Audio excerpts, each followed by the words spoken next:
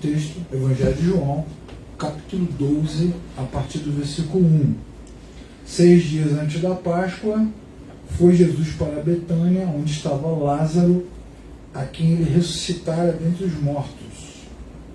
Deram-lhe, pois, ali uma ceia. Marta servia, Lázaro, um dos que estava com ele à mesa. E nesse momento, Maria, tomando uma libra de bálsamo de nardo puro, muito precioso, ungiu os pés de Jesus e os enxugou com os seus cabelos. E encheu-se toda a casa com o perfume do bálsamo.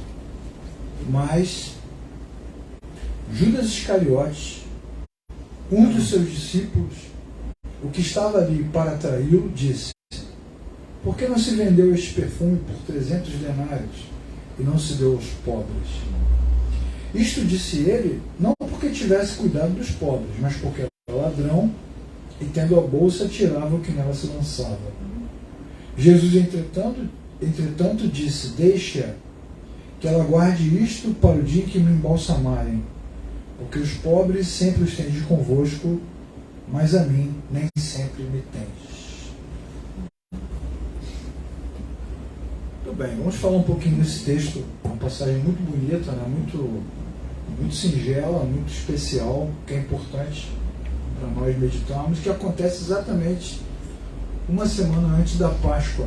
Tinha feito vários tipos de milagres diferentes, mas igual a esse não tinha feito, que foi tirar um morto de dentro do túmulo 4 dias depois de enterrado, enrolado em faixas, cheirando mal, estado de putrefação. Jesus simplesmente fez ali o seu milagre apoteótico. E diz o texto do capítulo 11 que quando Jesus fez esse milagre, tinha gente de tudo quanto é lugar assistindo. Foi o momento mais globalizado dos evangelhos. Exatamente porque estava próximo da Páscoa. Então, os judeus de outras regiões, de outros países até, vieram para sua terra para celebrar a Páscoa, que até esse momento ainda era uma celebração que apontava para a saída do Egito e a libertação do povo de Israel do jugo de Faraó. E nesse momento em que todos estão reunidos ali, pessoas de todos os lugares, nesse momento em que o nome de Jesus circula no meio da multidão e ele é o mais falado, e nesse momento também em que os fariseus, saduceus e membros do Sinédrio queriam estraçalhar Jesus, arrancar os pedaços dele, é o momento em que Jesus faz o seu maior milagre. E esse milagre, essa coisa que ele fez, foi tão extraordinário, foi tão espetacular, foi tão assim, como é que eu posso dizer, tão assombroso, a situação ficou tão fora de controle, que é exatamente por causa disso que os membros do Sinédrio se reuniram e bateram o martelo. Não tem jeito, ele vai ter que morrer. Decidiram matar Jesus em função desse milagre, que foi um milagre assim, inacreditável, impensável e inquestionável, porque foi público. Todo mundo viu. Todo mundo viu Lázaro ficar doente, todo mundo viu Lázaro morrer, ser enterrado, ser sepultado e sair igual o Imhotep da tumba. Imhotep. Só os entendedores entenderão. Mas nesse momento que deveria ser um momento de glória, é o momento em que Jesus está com a cabeça prêmio. E no finalzinho do capítulo 11, os religiosos perguntam: será que ele vem para a Páscoa? Porque todo mundo sabia, e ele também sabia, que ele seria preso e provavelmente seria morto. Era o momento em que se aproximava da sua morte. Então ficou aquela dúvida, mas ele vem. Ele chega a Betânia, no capítulo 1, o texto é claro, diz que ele está pertinho da Páscoa, o que também aproxima Jesus das antigas profecias, né, das profecias de Isaías, que apontam o Messias como o Cordeiro de Deus, né, que como ovelha muda vai ser levado ao matadouro, porque na Páscoa era o momento em que a ovelha, que o cordeiro era imolado, né, era preparado ali. Mas Jesus não, Jesus está cumprindo ali um rumo, uma jornada.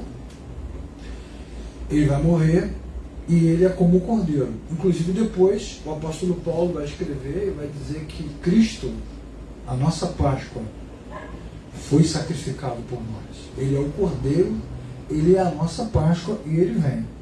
Nesse lugar onde ele chega, aí no capítulo 12 que você leu comigo, vai ser preparada uma ceia, vai ser preparado um momento de alimento ali, está todo mundo lá, os principais personagens, Marta está lá, como sempre trabalhando. Marta está sempre trabalhando, né, irmão? Marta está sempre em ação, está ali servindo, sempre trabalhando, e Lázaro está sentado do lado de Jesus. Olha que mesa! Jesus, do lado dele, Lázaro. Jesus, que é a ressurreição, ele diz isso no capítulo 6, eu sou a ressurreição e a vida. Ele não diz que ressuscita. Ele, no momento nenhum ele diz assim, eu sou aquele que ressuscita. Ele diz o seguinte, eu sou a ressurreição. E quem crê em mim, ainda que esteja morto, viverá. Ele disse isso no capítulo 6, e agora do lado dele na mesa está Lázaro, o ex-defunto. Se fosse hoje, né, irmãos, ia ter faixa, né? Domingo que vem, ex-defunto, foi ao inferno e voltou. Porque tem gente que bota, né? Ressuscitou 18 vezes, 30 vezes, foi no inferno 9 vezes, no céu 15 vezes. Ninguém nunca viu. Mas Lázaro todo mundo viu. Ele morreu e voltou e está sentado do lado de Jesus. Esta configuração ali da mesa é para dar mais raiva ainda aos religiosos. Está ali Jesus e do lado dele o milagre vivo, Lázaro. Uma coisa extraordinária. Eu, se estivesse nesse tempo, certamente ia ficar um tempão só olhando para eles assim, estatalado. Assim, nossa, eu vi esse cara morrer, eu vi ele ser enterrado. Eu vi ele ser enterrado. E lá estava Lázaro com ele.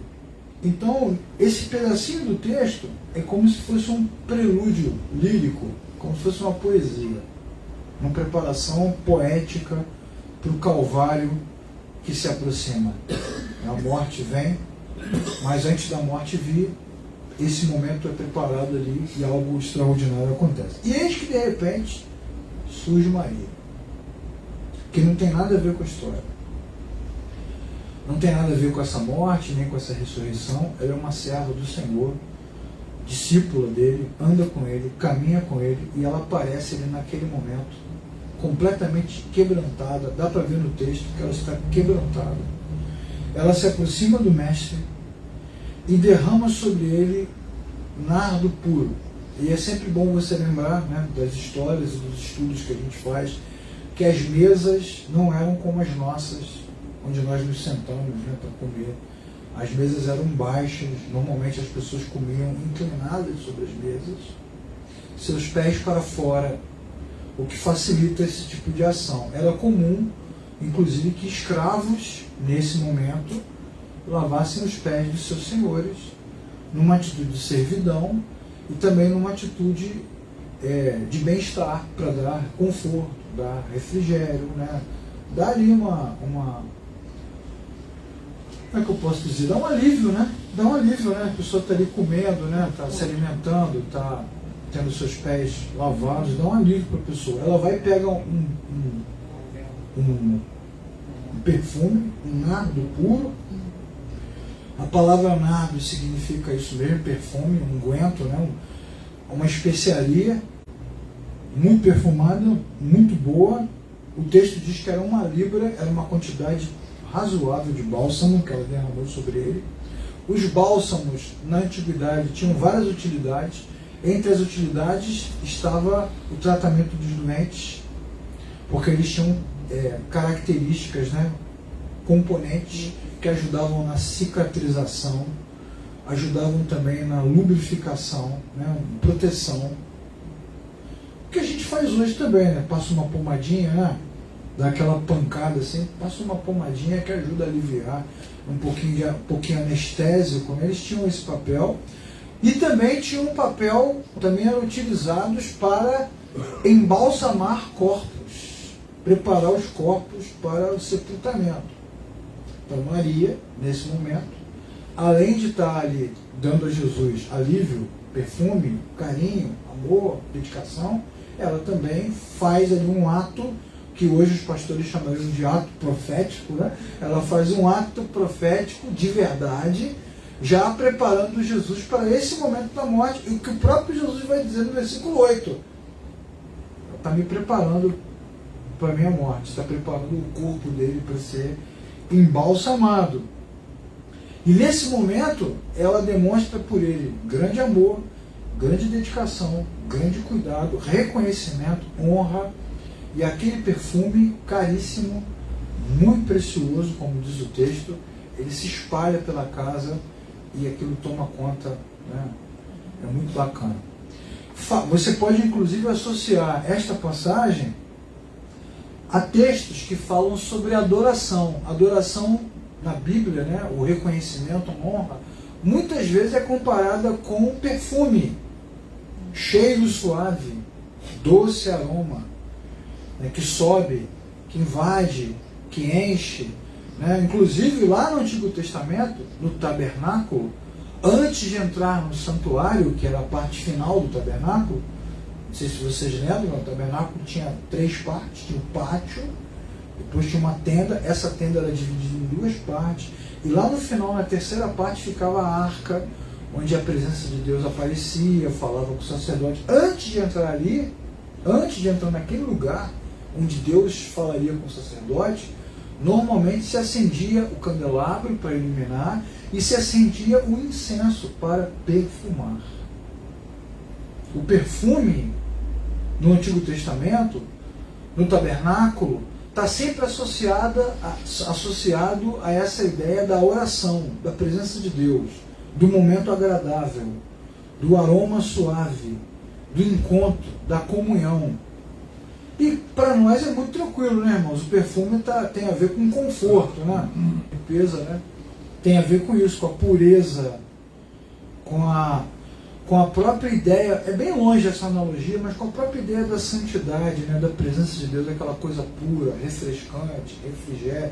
E não é bom também quando você toma aquele banho, né? O sabonete Francis, Febo. Qual que você usa, Robson? Francis, Febo, ou aquele velho bom pedaço de sabão de coco. Mas o português. Que continua campeão, né, Robson? Imbatível, né? Oh, já usei muito, nossa. E você toma um banho, parece que sai até um peso, né? Dá aquela limpada, assim, a sujeira, né? Dá um peso, né? Tem um frescor. Essa simbologia bíblica é de propósito. Entende? É de propósito. Naquele ambiente pesado, estava um ambiente pesado. Jesus acabou de fazer um mega milagre. Curou Lázaro, curou da morte. Não curou de uma doença, curou da morte. Trouxe ele de volta. Deveria ser recebido com honra e com glória, mas está todo mundo conspirando contra ele. Você já trabalhou num lugar onde todo mundo conspira? Onde todo mundo fala pelos cantos assim? Não é um clima pesado? Parece até que a tua sombra está te perseguindo. De vez em quando você olha assim. Pesado, né? É ruim, né? É horrível. Dá vontade de você nunca mais voltar. Aquele ambiente, né? Pesado. Os caras falando, será que ele vem? Será que não vem? Se vier, vamos pegar ele naquele ambiente pesado, sobre os olhares de reprovação, debaixo de todas aquelas interrogações, debaixo de todas aquelas conspirações, de repente, do nada, aparece Maria, derrama um perfume, e aquele perfume, aquele cheiro, aquela suavidade, enche a casa. Por quê, irmãos? Porque a Bíblia está nos ensinando que quando Deus está conosco, a luz do Senhor vai afastando todo o mal. Amém, irmãos? Nós chegamos aqui, né, com a nossa vida pesada, com os nossos problemas, a gente fica conversando antes do culto aqui depois, tal. Quando o louvor começa, quando a palavra é lida, é como se o Espírito de Deus nos perfumasse de dentro para fora. É como se ele fosse empurrando essa nuvem pesada para longe de nós. E nem que seja por um segundo nós nos lembramos que o Senhor dos Exércitos está conosco, amém, irmãos? Que o Deus de Jacó é o nosso refúgio. Então a presença de Deus enche aquele lugar. Olha como isso é interessante. Há muitos anos atrás era comum você ouvir nas igrejas, nos lugares de encontro religioso, que nós não deveríamos frequentar alguns lugares que eram lugares pesados. Ali você não pode entrar, ali você não deve ir. Como se esses lugares nos engolissem. Mas é o contrário, irmão. Se você é um homem ou uma mulher que nasceu de novo, se Cristo habita em você, aonde você vai, o perfume de Cristo vai com você. O perfume de Cristo vai. A presença de Deus, ela abre caminho no meio das trevas, no meio da escuridão. E o perfume encheu aquela casa. Olha que coisa bacana esse texto. Um perfume caríssimo. 300 denários. Significa 300 dias de trabalho. É mais ou menos o que você gasta no perfume da Natura. 300 dias de trabalho. É caro pra caramba, né? 300 moedas de prata. Isso demonstra também que para Maria a devoção, o amor, o carinho, a dedicação ao Senhor não tem preço. Não tem preço. Custa muito, vai dizer Judas, mas para ela não custa nada. Se ela tivesse mais, ela daria. O Senhor para nós não tem preço, irmãos. Ele não tem preço, não tem valor, não tem um valor a ser medido. Então ela dá tudo para Ele. Isso também nós podemos trazer para o nosso próprio serviço, para a nossa própria dedicação, o culto, a reunião, os momentos de encontro. Quantas vezes é pesado estarmos aqui, é pesado tocar, trabalhar, servir. Se tudo caminhar como nós estamos pensando, é óbvio que nós estamos pensando, o homem faz planos, mas a palavra final é do Senhor. Se tudo caminhar como estamos pensando, em breve essa comunidade vai crescer. Outros virão, outros se converterão, outros se juntarão a nós. Isso vai nos trazer alegria e também vai nos trazer trabalho. E aí tem que ter mais gente, mais estrutura, mais trabalho. E às vezes é cansativo, nos desgasta, nos oprime até de certo ponto, porque a gente quer fazer o melhor, às vezes não consegue, mas não importa o quanto custe, a obra de Deus, o serviço, a presença do Senhor não tem valor, porque o Senhor é muito precioso para nós. Ele nos libertou das trevas e nos transportou para a sua preciosa luz. Agora vejam que resposta Jesus dá, né, irmãos? Jesus poderia ter entrado nessa casa que, se fôssemos nós, né, fazendo um barraco, né, seus hipócritas, vocês querem me ver morto pelas costas, né? Mas nada, ele chega ali suavemente. Mais uma vez, Deus não precisa gritar, nem socar a mesa. Deus é soberano, não precisa provar nada, né? Uma simples oferta de amor, um perfume derramado é suficiente para encher de beleza e perfume aquele lugar. Assim como todas as vezes que nós reunimos, uma simples oração, uma simples canção é suficiente para encher o nosso coração de alegria, amém, irmãos? E as trevas saem. E nós voltamos para casa, muitas vezes sem entender por que o Senhor nos enche de alegria e não nos salva, não nos livra dos perrengues que estamos enfrentando, porque eles continuam. Mas a luz do Senhor nos segue, o perfume da sua presença nos segue. Maria demonstra grande e abnegado amor. Abnegado, né? Ela está disposta a abrir mão do que ela tem, um bem precioso, e deseja agradecer a Jesus ali e honrá-lo sem restrição. É um momento muito bonito. Ela derrama sobre ele perfume nos seus pés, unge os seus pés, depois seca os pés com os seus cabelos, cara. Se fosse hoje nessas igrejas aí, o pessoal ia cortar o cabelo de Maria e ia vender o cabelo que secou o pé de Jesus. Quanto é que custa? Né? Iam vender, ia ser um cabelo infinito, ia durar anos esse cabelo aí rendendo, né? E ela seca os pés de Jesus, um ato de profundo amor, um ato muito bonito, né? E ao mesmo tempo demonstra também muito respeito, porque ela sabe diante de quem ela está. Ele acabou de ressuscitar um morto, ele tem poder sobre a morte. Então ela não fala com ele, ela não fala com ele de igual para igual, ela não fica em pé, ela se curva, ela se humilha, ela age como serva e demonstra amor. Isso mostra o quanto da nossa adoração e do culto hoje ele é equivocado. Como as pessoas falam com Deus. Certamente fazem isso porque não sabem quem Ele é, nunca se encontraram com Ele. Falam com Deus como se Ele fosse um serviçal, né? Uma pessoa comum, uma pessoa que trabalha para elas e grita, e proclama, e decreta, e dá ordens. e fala como se fosse qualquer um. Se elas realmente soubessem com quem estão falando, jamais fariam dessa forma. Mas Maria sabe com quem ela fala. E ela era amiga de Jesus. E ele frequentava a sua casa. E eles tinham um relacionamento próximo. Ela poderia ter agido de outra forma, mas ela prefere se curvar, se humilhar, perfumar e demonstrar devoção. O que mostra para nós a verdadeira adoração. O que Jesus nos ensinou no mesmo livro, lá no capítulo 4, o que ele diz? Que os verdadeiros adoradores adorarão o Pai em espírito e em verdade. E este é um momento de adoração verdadeira, onde ela entrega o perfume, onde ela enche aquele ambiente de um cheiro suave, onde ela seca os seus pés com os seus próprios cabelos e mostra o quê? Diante dos fariseus, diante dos olhares de reprovação do Sinédrio, ela está dizendo: eu reconheço que esse homem é Deus. Bendito seja o nome do Senhor. E a casa encheu-se com a fragrância daquele perfume. Em contrapartida, irmãos, como não poderia ser diferente, o que já é um estilo claro, clássico do evangelista João, o texto também traz o contraste. João sempre trabalha com isso, né? Dia e noite, luz e trevas. E agora ele traz o contraste. Qual é o contraste que ele traz? Judas. Sempre haverá Judas entre nós. Incrível, né? Depois de ter curado multidões, depois de ter ressuscitado Lázaro, nesse momento de profunda adoração, aparece Judas preocupado com os pobres. Oh, que carinho que ele tem com os pobres, né?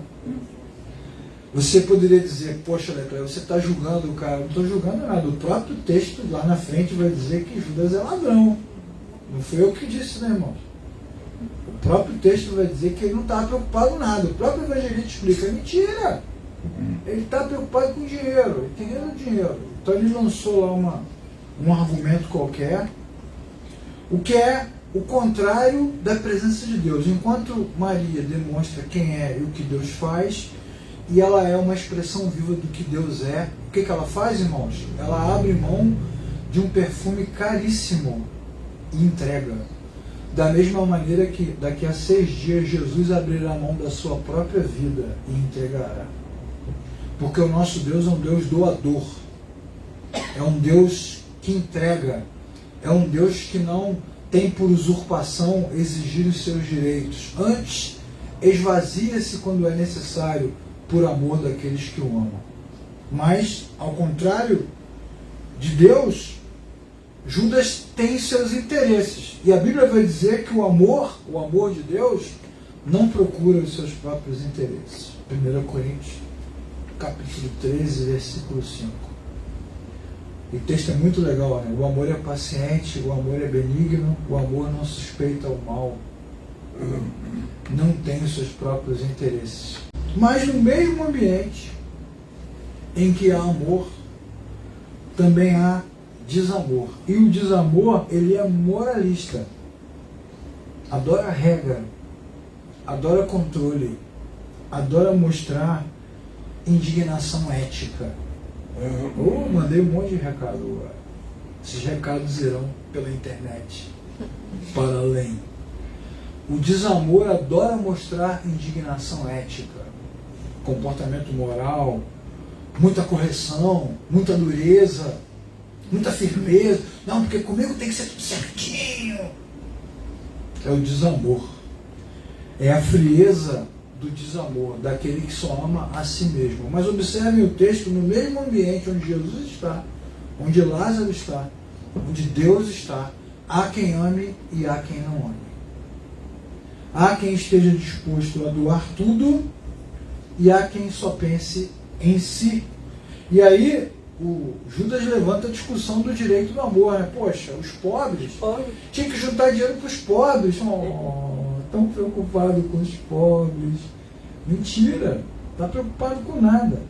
Na verdade, ele está de olho no dinheiro. Mas Judas tem dentro dele já uma inclinação maligna. E o texto vai dizer que ele faz isso porque ele já era assim. Ele tem uma inclinação maligna, ele tem um lado obscuro Isso nos mostra, irmãos, que não importa o quanto tempo passe ou o que façamos, sempre haverá entre nós os que amam o Senhor e os que não amam. Os que têm amor e os que não têm.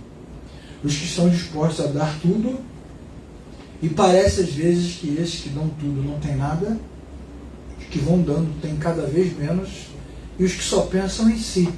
Amor e desamor convivem no mesmo lugar. Então, se você criou no seu coração a expectativa de encontrar uma igreja perfeita, uma comunidade onde todo mundo se abraça, onde todo mundo se beija, onde todo mundo se ama e ninguém se odeia, é melhor você ir desistindo, porque isso nunca vai acontecer. Sempre haverá entre nós os que amam e os que não amam. Isso é uma ilusão da religião. Não, a minha igreja, e até falei aqui no meio, vou voltar ao raciocínio, né?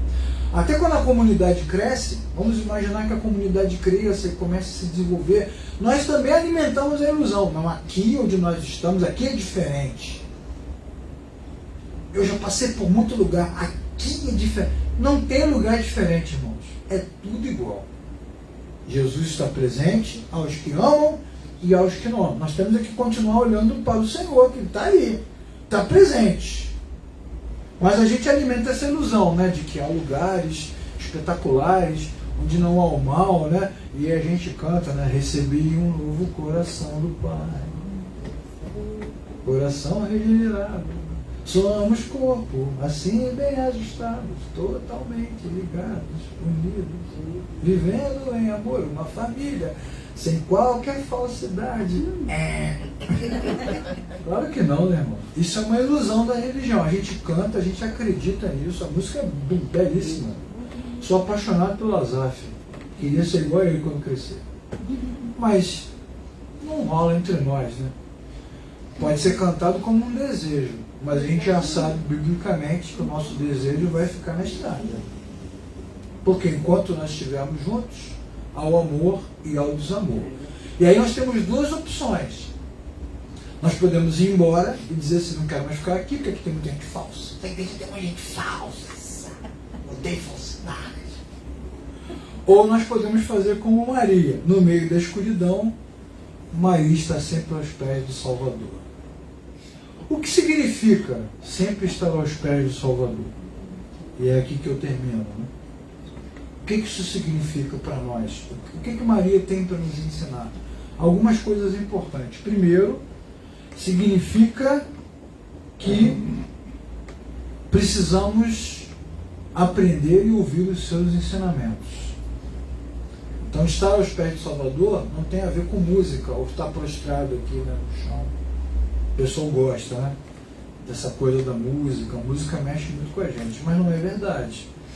Jesus fala, inclusive no mesmo livro, João, capítulo 14, versículo 21, ele diz, aquele que tem os meus mandamentos e os guarda, esse é o que me ama.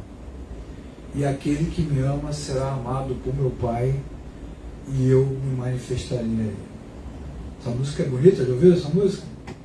Aquele que tem os meus mandamentos os guarda, esse é o que me ama. A música é belíssima. Aquele que me ama será amado por meu Pai, e eu também o amarei.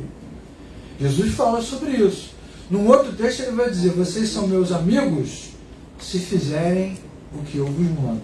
Então o amor está ligado diretamente a essa questão do desejo de ouvir, do desejo de aprender. Por isso Jesus disse para Marta, não mexe com Maria não, porque ela escolheu a melhor parte. Qual é a melhor parte? Ficar aos meus pés e aprender. Isso também é importante porque nos dá um ensinamento sobre o amor, né? Porque há pessoas que ainda acham que o amor a Deus ele deve ser expressado de forma romântica, de forma emotiva, de forma efusiva, mas é importante a gente aprender o que a Bíblia nos ensina, que Deus nos ama incondicionalmente.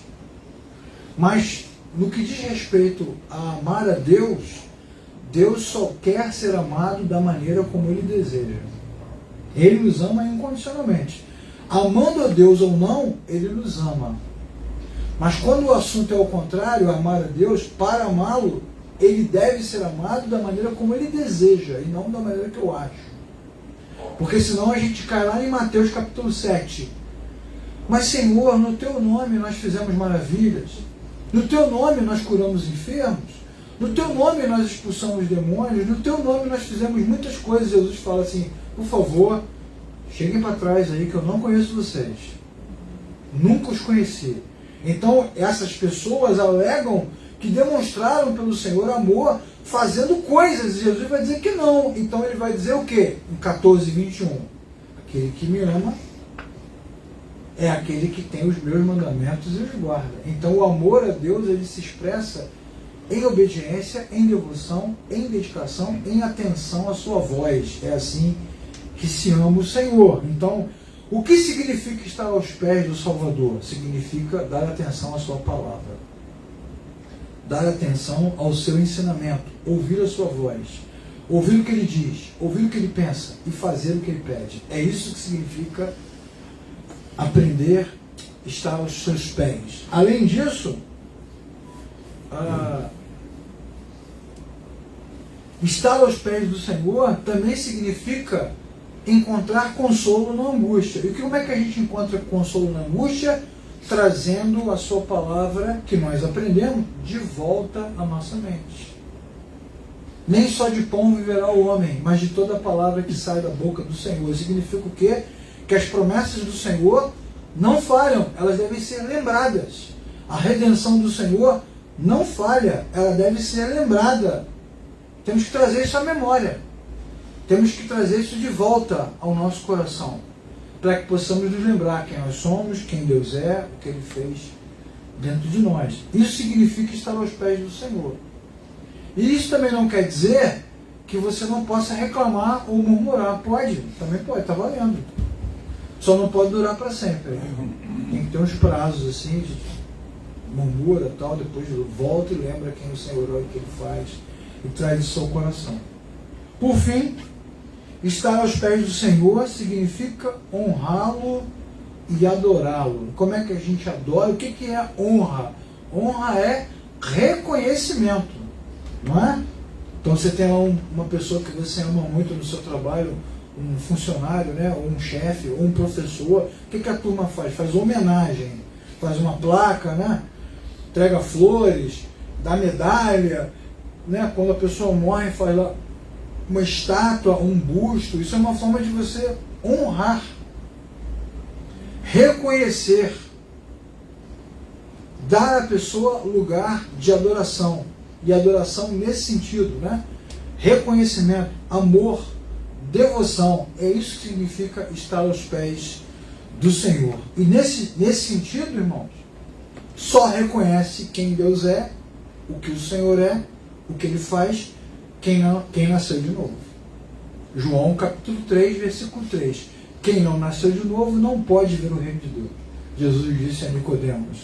Só consegue ouvir os seus ensinos, só consegue lembrar quem o Senhor é, só consegue entregar honra àquele que nasceu de novo, de fato, aquele que teve um encontro genuíno com Ele. Este que o encontrou de fato, que teve um encontro com o Senhor, que lê a sua palavra com devoção, pode estar vivendo no momento mais obscuro da sua vida, mas o Espírito de Deus, no meio dessas trevas, traz o perfume da sua presença. E essa presença perfumada do Senhor fortalece o nosso coração. Esses ensinamentos são bons, irmãos, porque Maria sabe que o momento de escuridão se aproxima, cada vez pior, até a cruz, até a morte.